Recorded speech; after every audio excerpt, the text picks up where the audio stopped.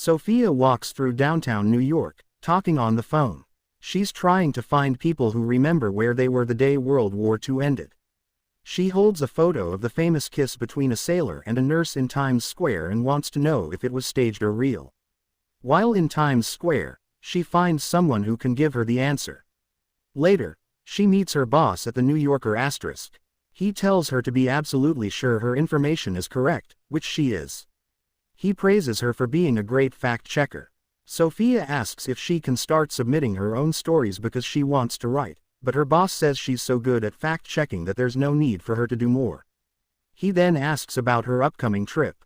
Sophia and her fiancé, Victor, are going to Verona, Italy, for a pre-honeymoon since he'll be too busy opening a new restaurant after the wedding. Sophia goes to Victor's restaurant and finds him upset that she can't write as she wants. Instead of packing for their trip, he's in the kitchen experimenting with noodles. Frustrated, she reminds him they're leaving for Italy in 12 hours. Victor charms her, making her laugh and forgive him. They fly to Italy and stay in a small hotel in Verona with a balcony. Both are excited, but for different reasons. Victor's manager has arranged meetings with suppliers, so their first day is spent visiting wineries and cheese shops in the countryside. Victor, fluent in Italian, dominates the conversations, leaving Sophia out. She grows more annoyed as the day goes on. When Victor suggests heading to a forest 125 kilometers away to meet a truffle supplier, Sophia refuses. She wants to sightsee with him, but Victor only seems to care about food. He guilt-trips her, saying he'll do what she wants, though it's clear he's not interested. To avoid conflict, Sophia offers to explore alone while he continues his food tour. Victor calls it a win-win, but Sophia feels uncertain. Sophie wanders through the streets of Verona alone and discovers a small alley crowded with people.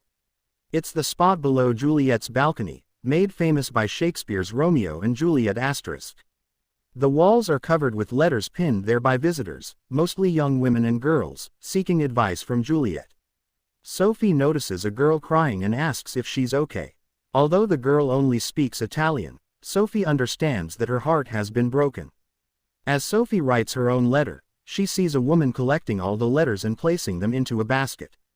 Curious, Sophie follows her to a nearby house and finds the office of the secretaries of Juliet, a group of women who gather the letters daily and write replies, offering advice and comfort. Fascinated, Sophie spends the day learning about their work. One of the women invites her to stay for dinner, but Sophie declines, saying Victor will be waiting for her. Before leaving, the woman's mother sends her home with dessert for both her and Victor. Sophie returns to the hotel, eager to tell Victor about her discovery, but he's too focused on enjoying the dessert she brought back. The next day, he accompanies her to meet the woman who made the food and becomes so impressed that he decides he wants to stay and learn to cook from her. Sophie is disappointed again but looks forward to spending the day with the secretaries of Juliet. While helping take letters off the wall, Sophie finds an old, hidden letter stuck in a hole. It's from over 50 years ago, written by a young British girl named Claire. In the letter, Claire confesses that she left her love, Lorenzo Bartolini, and didn't run away with him as planned. She asks Juliet for advice, but the letter was never answered. Deeply moved, Sophie insists on replying to it. She spends the whole day carefully crafting her response and finally sends it out. Back at the hotel, Victor shares exciting news. He has an opportunity to attend a wine auction that will last several days, but there's only one ticket. He says he won't go if she doesn't want him to, though it's clear his mind is already made up. Sophie tells him to go, and Victor suggests she stay in Verona to write with the women, calling it another win-win situation. A few days later, Sophie is with the secretaries when a man enters, asking who wrote the letter to Claire. Sophie is surprised the letter reached its recipient.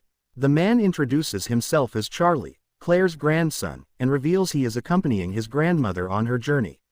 Sophie wants to meet Claire, but Charlie refuses, blaming her for reopening old wounds, and leaves angrily. Sophie follows Charlie and finds Claire waiting under Juliet's balcony. She introduces herself despite Charlie's objections, and she and Claire quickly form a connection. That evening, they have dinner together, and Claire shares her story. She has come to find Lorenzo, the man she once loved, and apologize for leaving him. She still carries the ring he gave her. Charlie is skeptical of the plan, but Sophie is captivated and asks if she can join them to write about the journey. Though Charlie objects, Claire insists she would love Sophie's company. The next day, they travel to the village where Claire first met Lorenzo and meet a man named Lorenzo Bartolini, but he isn't the right one. Determined, they regroup and start narrowing down all the men with that name in the area.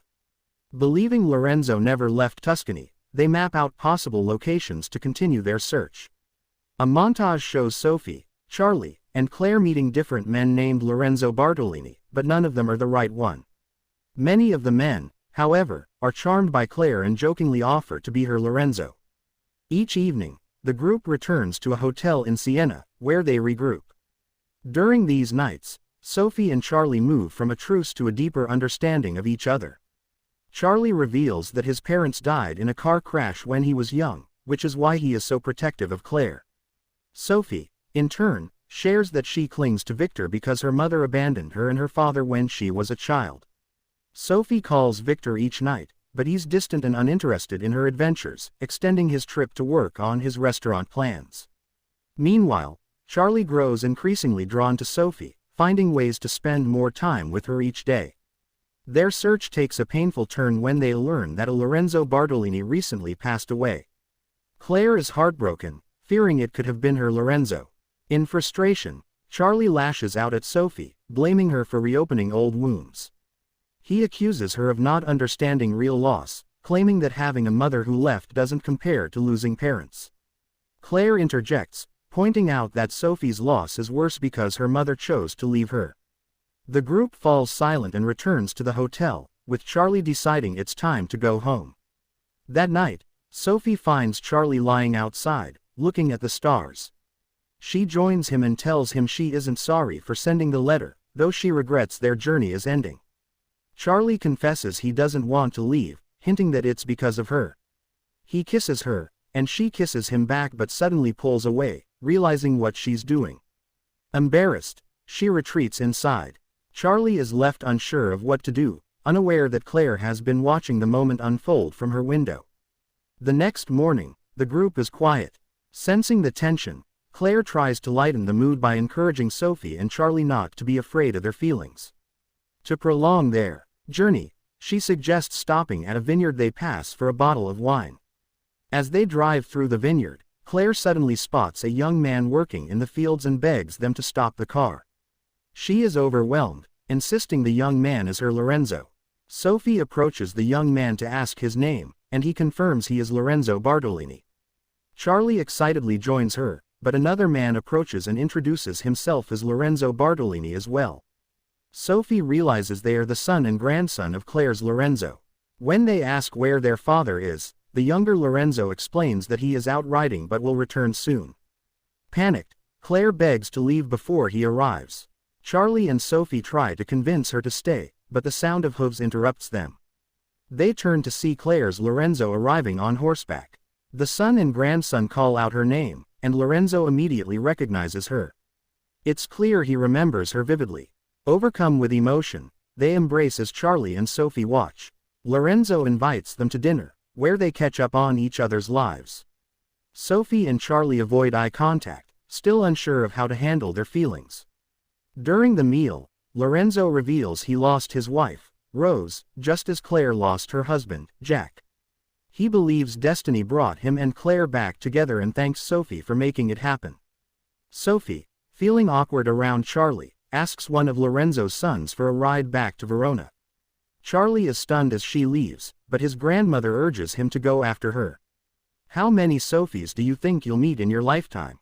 she asks. Spurred by her words, Charlie drives back to Verona to confront Sophie about his feelings. However, when he arrives, he sees her on the balcony, hugging Victor, who appears thrilled to see her. Misinterpreting the situation, Charlie decides not to ruin her happiness and leaves without speaking to her. What Charlie misses is Victor quickly getting interrupted by a phone call. He walks away mid-conversation, leaving Sophie alone on the balcony, looking miserable.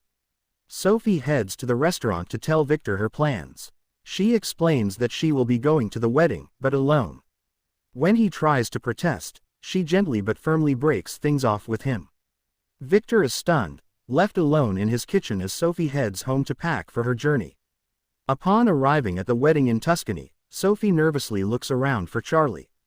When she finally finds him, he is surprised and thrilled to see her. She starts to explain why she came, but before she can finish, a woman named Patricia approaches Charlie, and Sophie assumes she is his date. Feeling hurt, she excuses herself and heads inside, trying to focus on the joyous occasion. Sophie watches as Lorenzo and Claire exchange heartfelt vows. The ceremony is beautiful, and everyone is moved to tears.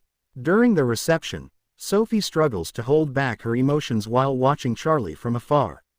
Claire notices Sophie's sadness and interrupts to ask if she can read the letter Sophie had written to her. Claire stands before the guests and reads the letter aloud. Sophie's words, centered on the question "what if," encourage Claire to follow her heart and take a chance on happiness. The crowd applauds warmly, moved by the letter's wisdom and beauty. Sophie smiles but quietly excuses herself from the reception, unable to stay any longer. Charlie notices her leaving and follows her. He finds himself searching for her behind the building, calling out her name. Suddenly, Sophie appears on a balcony above him. Tearfully, she confesses that she broke up with Victor because she realized she's in love with Charlie. However, seeing Patricia with him, she believes it's too late and wishes him well. Charlie interrupts her, laughing in disbelief. He explains that Patricia is his cousin, not his date. Without hesitation, he starts climbing the vines up to the balcony. He tells Sophie he's in love with her too and begins talking about their future. He tells her London is wonderful, but he's willing to move to New York, or anywhere she wants, if it means being with her.